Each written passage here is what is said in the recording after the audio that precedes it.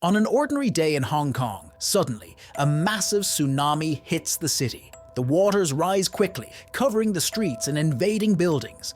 People run desperately seeking safety, but the water rises faster than they can move. Only those who manage to climb to a very high floor survive. Within hours, many people in Hong Kong die. 5 years later, Asha still dreams of the fear she felt. But every morning, she hides her fear and continues to live. She lives in a tall building that's almost falling apart and uses old things to hide her belongings from enemies who might appear. For years, she has been collecting things that the water didn't take away and made secret places in the apartment, a hole under the sofa cushions. She climbs to the roof every morning to get pure water from a secret place that she carefully concealed. After having her tea, she listens to the radio. She ignores the recording that talks about a government shelter full of supplies and prefers to listen to music. She uses headphones to avoid making noise. Later, she takes a towel to collect dew and adds it to her water reserve. She checks how much water she still has in her bottles and becomes worried because it hasn't rained in a long time. When she finishes what she needs to do, she eats instant noodles, thinking about the restaurants she used to go to with friends that served wonderful dishes. Finally, Asha takes binoculars to look around. She can only see the tops of buildings emerging from the water, and occasionally, these buildings crumble to pieces. She also checks on the few remaining neighbors who are in their apartments. Suddenly, she notices a box floating and goes to another window, where she set up a homemade hook for fishing things out. She throws the hook and hits the box on the first try. But when she tries to bring the box inside, something in the water pulls the box down and makes it hit the window, injuring her arm. Asha ignores the pain and fights against whatever is pulling the box, and when the thing lets go, she manages to bring the box inside. But then the creature retaliates and throws a wave at her. Hey, what would you do if you suddenly faced a giant tsunami? The movie I'm going to summarize is called The Calm Beyond. It's a really cool film that mixes drama, suspense, and science fiction. So grab your popcorn, sit in a comfortable place, subscribe to the channel, hit the bell, and leave a like to receive the best recaps. Inside the box, there's more junk than anything useful, but she finds a bottle of liquor. Back on the roof, Asha looks at the door at the end of the hallway before leaving, quite upset. She was on the roof and used alcohol to clean a wound before covering it and trying to forget the pain. During the night, she heard screams and saw that 2 boats full of bad people had arrived and were harming the neighbors. A man was on another roof looking toward where she was, so Asha quickly hid and then looked again. She noticed that the boats seemed to be heading toward her house, so she ran inside, hid her things, made the bed, and even scattered dirt on the floor to make it look like no one lived there. Then she hid inside a hideout behind a false wall inside the wardrobe. She stayed very quiet while the bad people entered the room searching for food and looked even inside the wardrobe where she was. Luckily, they didn't find anything, but Asha is startled by a gunshot. A boy had shot thinking he saw something moving, but he was wrong. When everyone left, Asha cries with relief and tries to calm down by thinking of something good. Before the tsunami, Asha had gained a half-sister, and the two went out to eat together to get to know each other better. The next day, she finds a box full of old things and is happy to find a jar of honey. But her joy ends when she sees a body floating in the water. Later, while Asha is doing her things, someone enters without her seeing and starts messing with the things she had hidden. Asha thinks she hears a noise, but since she doesn't see anything, decides to ignore it. But when she's getting ready for bed, she hears another sound and goes to check what it is with her flashlight. Yet again, she finds nothing. Later, she washes her face and deliberately leaves the soap out to catch whoever was sneaking in, who turns out to be a small girl. Asha grabs her shoulder to ask what's going on, but the girl kicks her and runs away. She takes more things, even the flashlight that Asha had made, and walks down the hallway. She was about to open a door that held a mystery, but hears Asha coming close and runs away again. That night, Asha dreams about the day she went to choose clothes for her sister's birthday party and remembers telling her friend that she really wanted to move out of her parents' house. When she wakes up, Asha sees that some of her stored food has disappeared. So, she starts following the empty wrappers on the floor and finds the girl sleeping and holding the flashlight.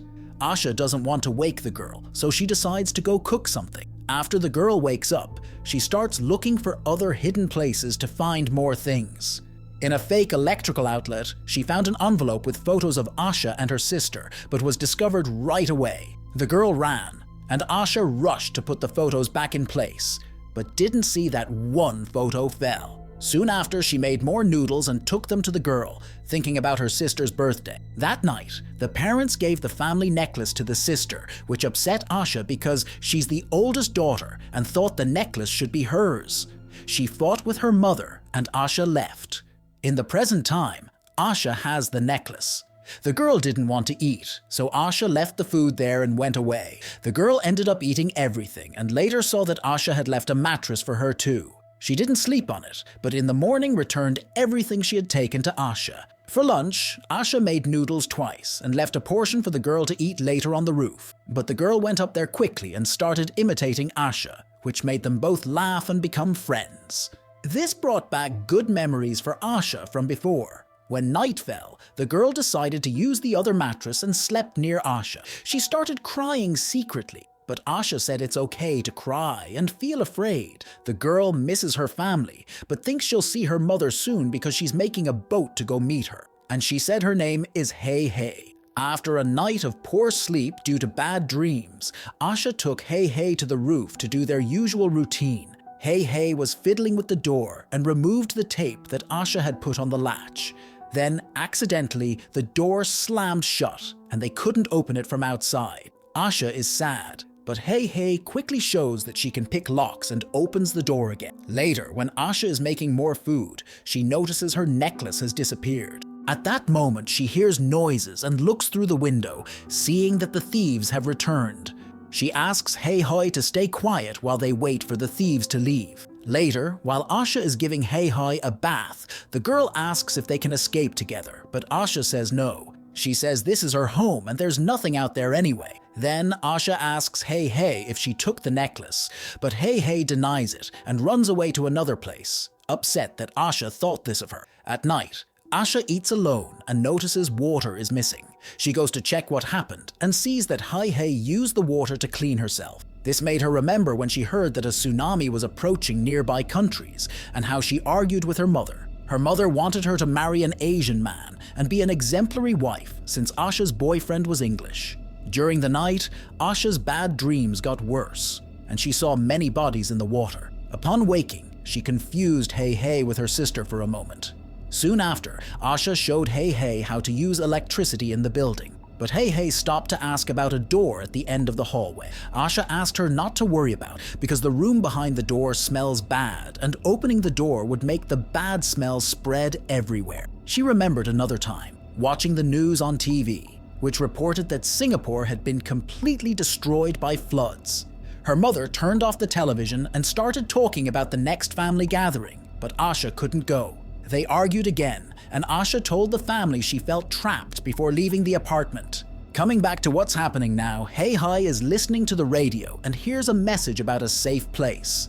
She quickly goes to Asha and asks them to go to this place, but Asha says no, because she thinks it's risky to leave where they are. They start arguing, and Hey Hey ends up saying that Asha is a coward and bitter and leaves where they were. Asha goes after her and sees that Hey Hey is making a raft using old things and also found a flare. Asha quickly takes the flare from her and reveals a secret. She had tried to leave before, but it was so dangerous out there that she decided to come back. After they make up, Asha remembers when her sister went after her after a fight with their parents, begging her not to leave. Asha said she needed to go, but promised they would see each other again.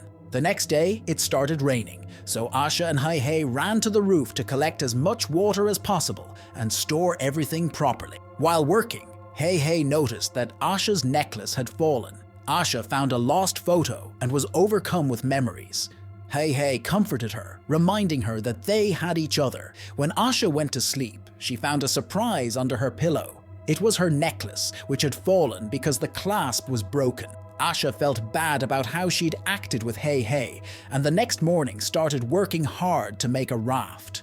Hey Hey was very happy when she saw it, and Asha remembered a fight they had. Her sister was trying to tell her that she had put the necklace in Asha's coat, but then everyone in the street started running because a very large tsunami was coming and quickly reached the streets. Back to now, Asha decided to give the necklace to Hey Hey. Then the two started gathering things to put on the raft and set sail. Hey Hey was listening to the radio when accidentally the headphones came unplugged and the music started playing loudly. Asha ran to turn off the radio, but they heard thieves' voices outside. Scared, they quickly hid their things.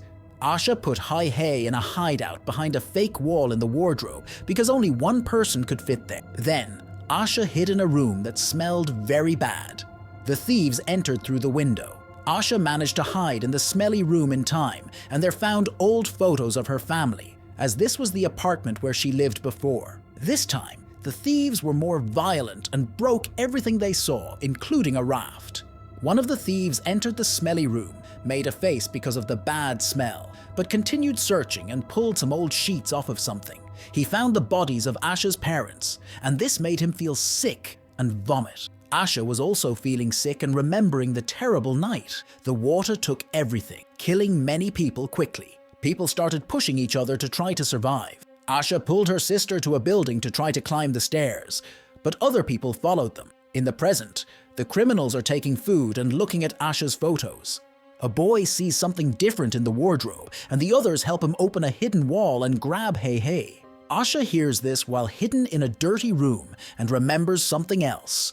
While climbing the stairs, her sister fell and was left behind, trampled by people. Asha was very scared and continued climbing, not knowing her sister had disappeared until she reached the top of the building. Suddenly, Asha hears a frightened Hey Hey telling the others where she is, and the thieves find her right away, causing her to faint.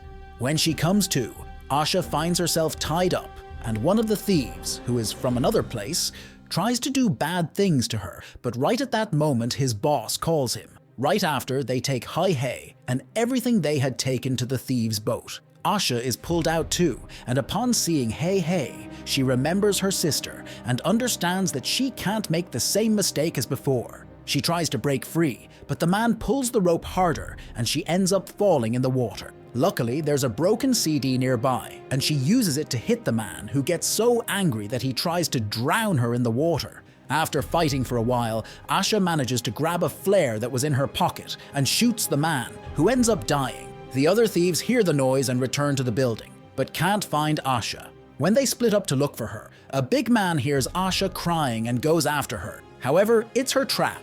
She makes him trip on a rope and fall. Then, she takes a guitar and hits him until he stops moving. Right after, Asha grabs her knife and runs to a different room to turn on a radio. A thief is attracted by the sound, and Asha attacks him from behind, stabbing him with the knife. But he doesn't stay down and fights against Asha, throwing her onto a mattress, trying to suffocate her. Luckily, she manages to grab the knife and wounds him several times until he stops moving. Finally, a female thief also hears a sound and sees a can with flames. Asha takes advantage of the moment, throws oil on the thief, and pushes her into another room. There, she sets the thief on fire and closes the door, leaving her trapped to burn slowly. The boss hears the screams and goes there. When he climbs the stairs, Asha jumps on him, trying to stab him. They start fighting, and the boss hits Asha several times before trying to strangle her. Asha doesn't give up and manages to grab a light tube. With it, she hits the boss until he dies, leaving everything dark. When she turns on the flashlight, a boy appears shooting. Asha runs to the roof. The boy follows Asha to the roof. When he goes out, Asha closes the door and traps the boy outside. The boy asks for help with an innocent-sounding voice. Asha thinks about helping, but he starts shooting at the door. So, she leaves. Only one thief remains on the boat, watching Hey Hey. Asha tries to hit him with a weapon that looks like a harpoon through the window, but misses, and the weapon falls into the water. The thief goes to see what happened. Hey Hey tries to throw him off the boat, but the man grabs her, and they both fall into the water. Asha, very worried, jumps into the water to rescue them while the man appears again nearby, but ends up being devoured by the sea creature. After a brief moment of quiet, the two return to the surface, safe and sound. They swim toward the boat and depart, aware that the supplies the thieves took will be enough until they find the safe place they heard about on the radio. That night, Asha manages to sleep peacefully without having nightmares. And so the movie ends. What rating would you give this movie? Don't forget to hit the bell to be notified of new summaries, so until next time.